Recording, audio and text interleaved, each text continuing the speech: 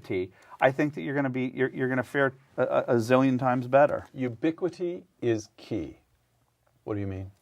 Oh, with the Acorn thing, this was a rare opportunity. James and Hannah come to me with this. James and Hannah, two just out of college, weren't they? Well, yeah, James is 25, Hannah was 20 right. at the time, so she had not completed college. And they'd gone and they'd gotten on tape Acorn. Go ahead, tell the story. Tell it briefly, though.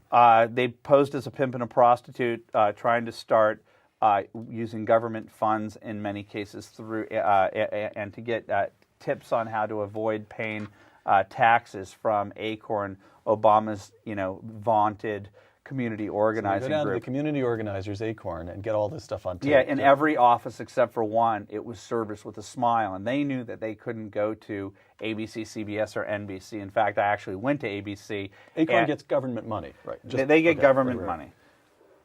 I knew that this was almost violently important information. That, oh my gosh, it was sort of like back when Drudge did the Lewinsky thing. This is going to cause heads to roll. This is going to be a big deal. How do I get this out there?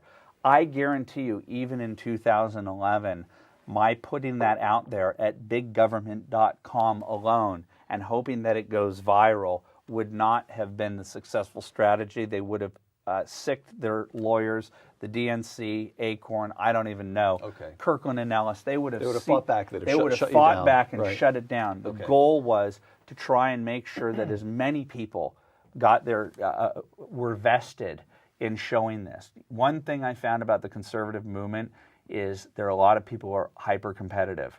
People that you would think that would be friends with each other. They believe in competition. They believe in competition and they fight. So, well, let's you can, if you're going to let so and so over at that station have an access to that video, then we're not going to put it on our station. And I was like, okay, you guys, this is a once-in-a-lifetime opportunity to show a story that the mainstream doesn't want you to see. And ubiquity is what made Acorn go down, not that it was on a blog site. You've got more rules, but our time is limited. Final question. What do you mean in your pragmatic primer for realistic revolutionaries in righteous indignation by believe in the audacity of hope?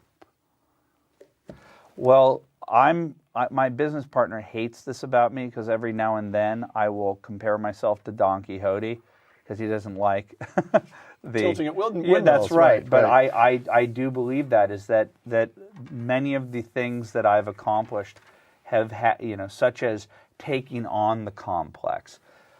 What most of AM talk radio does simply criticizes it from afar.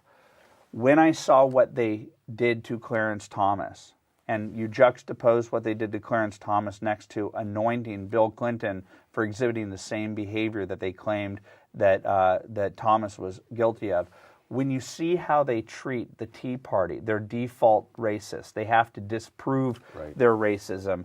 I believe that the organism, the natural organism that is the Democrat media complex, behaves oftentimes in an evil fashion.